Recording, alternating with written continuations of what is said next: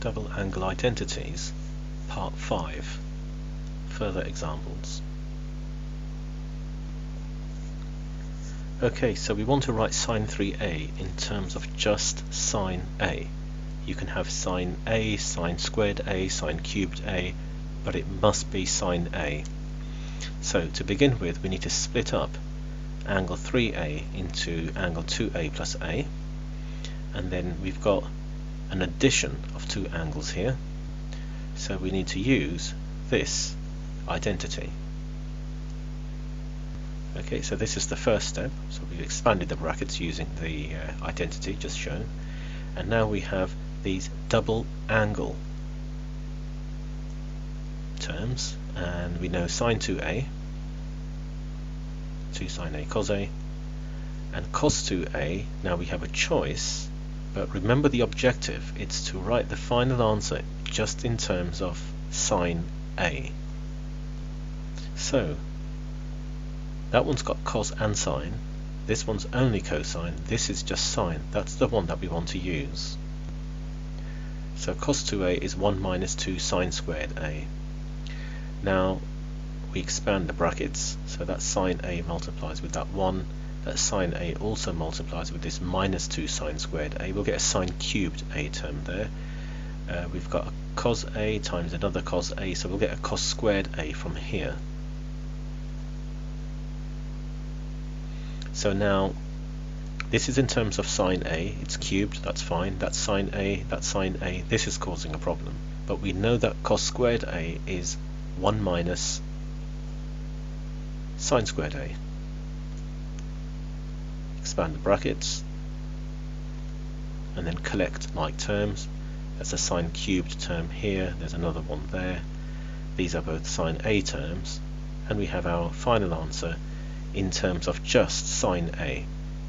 So you've got sine a, that's sine a as well, it's cubed, but it's still a sine a term. Example 9. If we look at the angles, half x, we double that angle, we get x. So we know we have to use double angle identities in our solution. We also know that from the fraction here, if we have sine over cos, we get tan. So ideally I want the numerator here to give me a sine squared term and the denominator to give me a cos squared term, and sine squared over cos squared will be tan squared.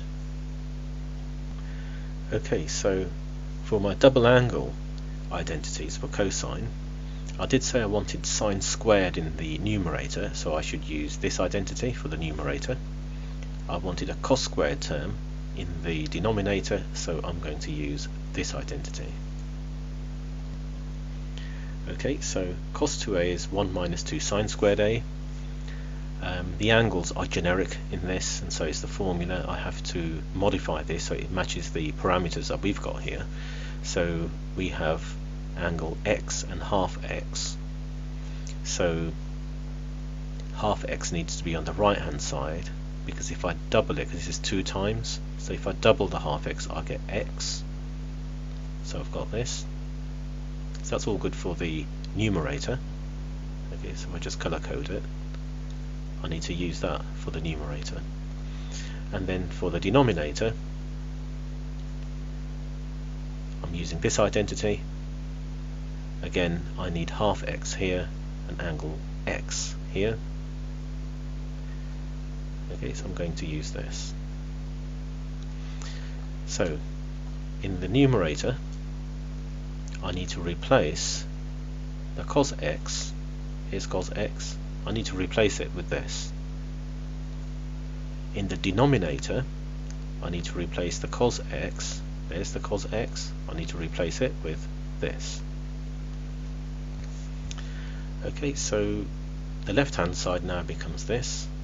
So if we expand brackets and simplify, we get this, and then we know that the 2's here can cancel, and all we're left with is sine squared over cos squared, same angle, half x, half x, half x, so that will give us tan squared half x. So we have proven what we set out to do at the beginning. Example 10. We need to simplify this fraction. Now the numerator is a squared term minus another squared term. Okay, so we've got this cos A squared minus sine A squared. Now that might remind you of the difference of two squares, you know, where you've got like a squared minus b squared, which gives you a plus b into a minus b when factorized. So we can do the same here. We can factorize the cos a squared minus sine a squared in a similar way. So we've got cos a plus sine a and cos a minus sine a. It's just the difference of two squares. So if I apply this to the numerator, we get this, and then you can see that one of the factors in the numerator, the cos a sine a, also appears in the denominator, so they will cancel, simplifying to cos a minus sine a.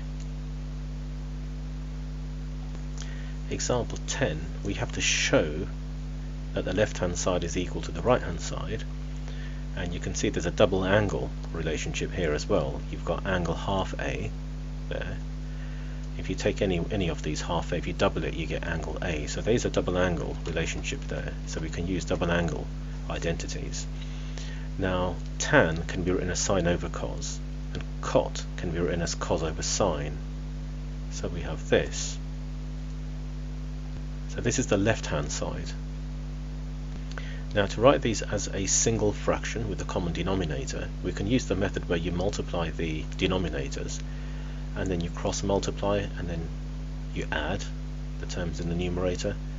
So you get this, and you might recall that sine squared plus cos squared is equal to 1 from another identity. So now we have this.